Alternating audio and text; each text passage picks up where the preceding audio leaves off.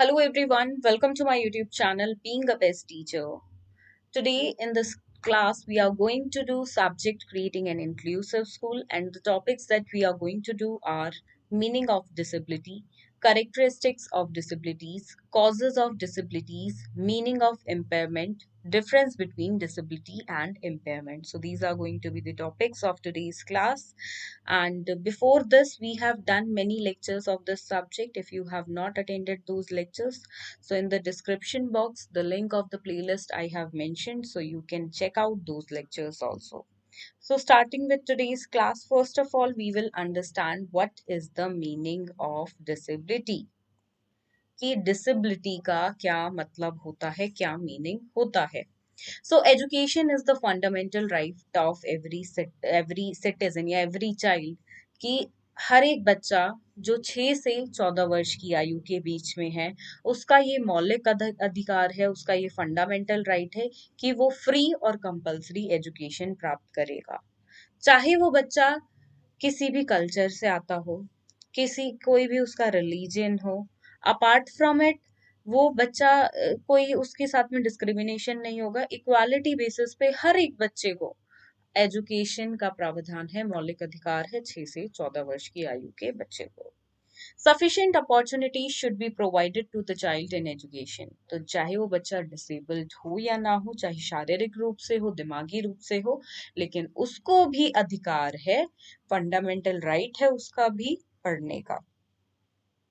Based on this, education opportunities for special children are also stressed in our country. तो यहाँ पे जो हमारी शिक्षा नीति है या स्पेशल चिल्ड्रन के लिए जो एजुकेशन की अपॉर्चुनिटीज है, उस पे हमारी कंट्री और हमारी कंट्री के बहुत सारी ऐसी कॉन्स्टिट्यूशन की पॉलिसीज हैं जो उस पे बल डालती हैं. स्वामी विवेकानंद emphasized, जब स्वामी विवेकानंद जी ने क्या कहा, if special children are unable to move towards education, अगर जो स्पेशल बच्चे हैं वो एजुकेशन की तरफ नहीं बढ़ पाते हैं तो एजुकेशन को the education should go towards them, तो एजुकेशन को उनकी तरफ बढ़ना चाहिए. तो बहुत अच्छी लाइन स्वामी विवेकानंद जी के द्वारा. तो ये थी यहाँ पे थोड़ी सी इंट्रोडक्शन. अब इसके बाद डायरेक्टली हम आएंगे मीनिंग क्या है डिसेबिलिटी का और एम्पायरमेंट का, देन इसके बारे में डिफरेंस करेंगे. Disability is defined as any restriction or lack resulting from an impairment or ability to perform an activity in the manner or within the range considered normal for a human being. तो disability क्या है कि कोई काम करने में आप सक्षम नहीं हो. क्यों?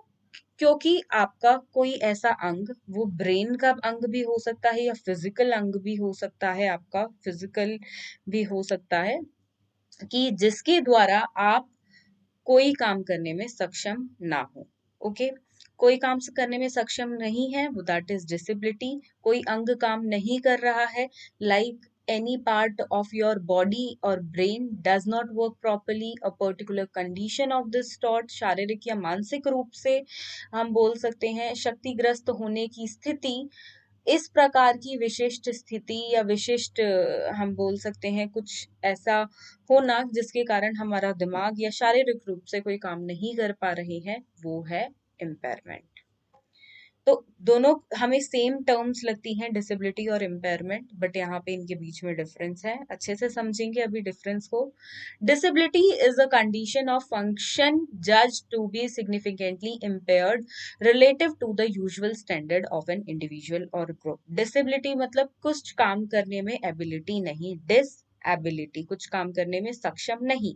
इम्पेयरमेंट मतलब कि कोई ऑर्गन, चाहे वो माइंड का ऑर्गन हो सकता है, बॉडी ऑर्गन हो सकता है, ब्रेन ऑर्गन मतलब, तो वो उसमें डिफेक्ट होना, चाहे वो टेम्परेरी डिफेक्ट हो या परमानेंट डिफेक्ट हो, और उसी के कारण, इस डिफेक्ट के कारण ही एक इंडिविजुअल में आती है डिसएबिलिटी.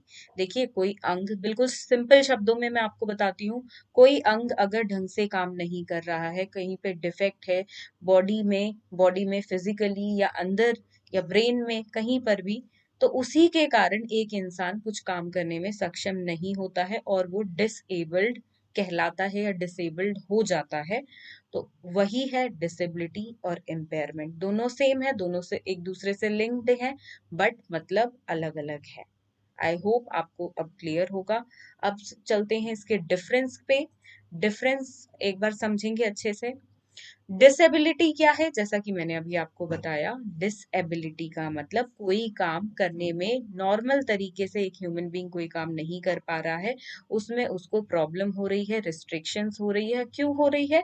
इम्पेयरमेंट के कारण। तो अब इम्पेयरमेंट क्या है? इम्पेयरमेंट मतलब किसी भी तरह से माइंड या फिजिकली किसी चीज का एब्सेंस होना। नॉर्मल मतलब हम कह सकते हैं कि बॉडी या ब्रेन का प्रॉपरली वर्क वर्क नहीं करना, या बॉडी या ब्रेन के किसी पार्ट का प्रॉपरली वर्क नहीं करना किसी भी कंडीशन में, फिजिकल या मेंटल कंडीशन, तो उसे हम बोलते हैं इम्पेयरमेंट। और उसके कारण, इम्पेयरमेंट के कारण क्या हुआ? डिसेबिलिटी एक इंसान में आई कि उसका कोई बॉडी का पार्ट, माइंड का पार्ट अच्छे से फंक्शन नहीं कर रहा, और उसकी वजह से वो डिसेबल हुआ, मतलब नॉर्मल काम करने में कुछ ना कुछ उसको प्रॉब्लम आई, जो नॉर्मल इंसान कर लेते हैं काम को। Next difference, disability results from impairment. Disability कहाँ से आती है? इम्पेयरमेंट की वजह से आती है। कोई आपका ब्रेन या बॉडी का वर्क प्रॉपरली नहीं कर रहा है कोई पार्ट, तो उसकी वजह से डिसेबिलिटी आएगी। Limiting the range and efficiency of one's functioning. अब वो कितना काम कर पा रहा है कितना नहीं, वो डिपेंड करता है इम्पेयरमेंट पे, कि कितना, जो देखिए कोई लॉस हुआ है ब्रेन या बॉडी का पार्ट, या उसमें कुछ कमी आई है, वो ढंग से वर्क प्रॉपरली नहीं कर रहा है, तो किस लेवल पे नहीं कर रहा है, ज्यादा कम मॉडरेट, तो वो डिपेंड करता है इम्पेयरमेंट पे। The degree of disability could be reduced with the use of equipment and appliances. अब disability को, जैसे कि हम बोल सकते हैं किसी को सुनाई कम देता है, दिखाई कम देता है, तो वहां पे disabilities को हम ओवरकम कैसे कर सकते हैं, या छुपा सकते हैं, या किसी तरह उसको कम कर सकते हैं। तो कैसे कर सकते हैं? वो हम कुछ इक्विपमेंट्स और अप्लायंसेस आते हैं, उसके बारे में भी आने वाले लेक्चर्स में हम पढ़ेंगे डिटेल में। तो किसी ना किसी चीज की वजह से हम उसको कर सकते हैं। यहाँ पे एक एग्जाम्पल मैं आपको दे देती हूँ कि किसी को सुनाई कम देता है या नहीं देता है, तो उसके लिए आजकल हेयरिंग टूल्स आते हैं, इक्विपमेंट्स आते हैं, मशीन्स आती हैं, जिनको कान में लगाओ और फिर अच्छे से सुनाई देता है। पर इम्पेयरमेंट मतलब कोई बॉडी का या ब्रेन का पार्ट अच्छे से वर्क नहीं कर रहा है, या कंप्लीट लॉस हो जाता है किसी चीज का, तो वो वापस से ठीक नहीं हो सकता है, तो वो कहलाता है इम्पेयरमेंट। एंड इम्पेयरमेंट के कारण हुई डिसेबिलिटी, लेकिन डिसेबिलिटी को रिड्यूस किया जा सकता है। आई होप आपको डिसेबिलिटी एंड इम्पेयरमेंट में डिफरेंस बिल्कुल क्लियर होगा। नहीं है तो कमेंट बॉक्स में लिखिए, एक और बार क्लास ले लेंगे। Coming to now characteristics of disability, I have mentioned 10 characteristics of disabilities here. आपको एग्जाम पॉइंट ऑफ व्यू से 6 लिखने हैं, 6 से ज्यादा मत लिखना, जरूरत नहीं है। करेक्शन कर लेते हैं। या So characteristics due to loss or abnormality of physical organs, example malformation of limbs, cleft limb, disfigured fingers, तो ये सब आपका आता है। हम बोल सकते हैं this is disability in the sense physical organs का कोई भी माल फंक्शनिंग होना, तो दैट इज डिसेबिलिटी। हर एक चीज के बारे में डिटेल में आने वाली क्लासेस में पढ़ेंगे। Disorders due to dysfunctioning of organs of body even though they have normal anatomical structure। अब देखिए कुछ हमारे बॉडी पार्ट्स होते हैं जो दिखाई ठीक देते हैं, बट वो ठीक से फंक्शन नहीं करते हैं। हम ही नहीं, मतलब in general I am saying किसी के साथ ऐसा हो जाए, तो वो डिसऑर्डर्स भी कहलाते हैं disability.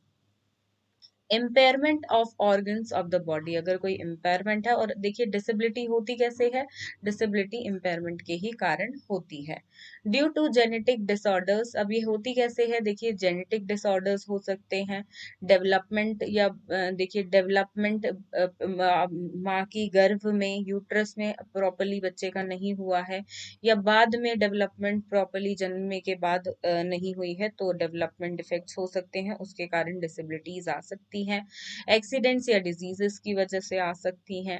Next is due to limitations of one's functioning arising from impairment, तो ये बड़ा अच्छा है यहाँ पे पॉइंट। किसी लिमिटेशन के कारण, किसी लाइक इम्पेयरमेंट हो, कोई बॉडी पार्ट ढंग से वर्क नहीं कर रहा है, या लिमिटेड वर्क कर रहा है, या थोड़ी बहुत उसमें कमी है, तो उसके कारण से भी डिसेबिलिटी कई बार हो जाती है। due to the inability to undertake activities of daily life like one's functional if efficiency getting affected. तो रोजमर्रा की जिंदगी देखिए, डिसेबिलिटी होती है, इम्पेयरमेंट किसी को है तो उसके कारण बिल्कुल असर उस पे पड़ता है. The degree of disability could be reduce. अब जो हमारी या किसी की भी डिसेबिलिटी अगर किसी में कुछ है तो उसको रिड्यूस किया जा सकता है. कैसे? कुछ इक्विपमेंट से, अप्लायंसेस से. The handicap arising out of disability could be greatly reduced by providing appropriate opportunities and facilities in the society. तो देखिए, हैंडीकैप पीपल्स के लिए आप देखते हैं आजकल हर जगह पेडेस्ट्रियन होता है एंड रैम्प होता है प्रॉपरली. आई नॉट से पेडेस्ट्रियन, प्रॉपरली रैम्प होता है. एंड गवर्नमेंट जितने भी ऑफिसर्स हैं, इवन आजकल हर स्कूल में होता है, चाहे वो पब्लिक स्कूल हो, प्राइवेट स्कूल हो, छोटा स्कूल हो, बड़ा स्कूल हो. तो यहाँ पे ये सब चीजें जो आ रही हैं, ये हैंडीकैप पीपल आराम से अपनी जिंदगी जी सकें, नॉर्मली जी सकें, फैसिलिटीज उनको प्रोवाइड कर दे तो वो सोसाइटी में बिल्कुल फिट हैं, प्रॉपरली फिट हैं and they can like do their daily life activities very normally. Next is rehabilitation could be provided to the disabled by offering proper cultural, educational climate and exercises. Not cultural, educational climate and exercises. So if the disabled, देखिए opportunity education की किसी को भी मिले, proper तरीके से हो, proper climate मिले education का, exercises मिले, so everyone can reach to a very like number of I achievements in their life. So proper education is required for everyone. चाहे वो कोई भी हो, proper education अगर आपने उसको दी तो वो बहुत कुछ life में achieve कर सकता है. Without motivation and exercise, the degree of disability is likely to increase. अब देखिए, हर चीज में मोटिवेशन और एक्सरसाइज चाहिए होती है, वो नहीं मिलती है तो कोई भी इंसान हुआ, चाहे वो डिसेबल्ड हो या और कोई हो, तो they are likely to like वो डिक्रीज हो जाएंगे. और मोटिवेशन और एक्सरसाइज मिलेगा तो they will be like great, live their life happily and do their daily course very beautifully. So we can say everyone requires motivation and daily course exercises. Coming to now causes of disability. Genetic disorder हो सकते हैं, severe माल nutrition हो सकता है, diseases हो सकते हैं like polio, paralysis and this is brain fever and etcetera I will say. Adverse effects of drugs consumed during pregnancy, which shouldn't be done by the pregnant ladies. Then artificial fertilization, problems during delivery, severe accidents. तो ये सब reasons हैं. इसके अलावा और भी reasons आपको मिल जाएंगे. आप इसका फ्लो चार्ट बना दें एग्जाम में और 5 डाल दें, इनमें से कोई से भी 5 डाल दें. और ज्यादा लिखने की आपको जरूरत नहीं पड़ेगी क्योंकि इलैबोरेटेड टॉपिक हम इस सब्जेक्ट के अंदर नहीं पढ़ते हैं. ये हम बोल सकते हैं स्पेशल एजुकेशन की बीएड जो स्टूडेंट्स करते हैं वो इसको ज़्यादा डिटेल में पढ़ेंगे. अगर आपके बीएड में क्रिएटिंग एन इंक्लूसिव स्कूल का सब्जेक्ट है तो आपको इसका सिर्फ ओवरव्यू करना है. सो आने वाली क्लासेस में हम और समझेंगे और टॉपिक्स करेंगे. होपफुली आज का लेक्चर आपको क्लियर होगा. एंड देखिए, जब हम इंक्लूसिव स्कूल का सब्जेक्ट पढ़ते हैं या पढ़ाते हैं तो आई हैव नोटिस्ड इट कि हमें जो अपने शब्दों को चूज करना होता है वो बहुत सोच समझ कर करना होता है. बिकॉज एज अ टीचर हम किसी भी को भी नीचा फील नहीं करा सकते हैं या ऑकवर्ड फील नहीं करा सकते हैं. हमारे लिए सब इक्वल हैं. ऑल्दो कभी कभी हम बोलते वक्त फ्लो में कुछ ऐसे वर्ड्स बोल देते हैं विच शुडंट बी सेड. तो यहाँ पे इंक्लूसिव एजुकेशन के अंदर जब भी हम बच्चों को भी क्लास में बुलाएंगे तो हमें उनको कभी भी ये फील नहीं कराना है that they are not normal, they have any disability. And बाकी स्टूडेंट्स भी करते हैं तो हमें एक ऐसा एनवायरनमेंट क्लास में क्रिएट करना है कि कोई भी बुलिंग ना हो, कोई भी टीजिंग ना हो क्लास में उन स्टूडेंट्स के प्रति. तो ये चीज करना है एंड अपने वर्ड्स को बहुत सोच समझकर हमें यूज करना है.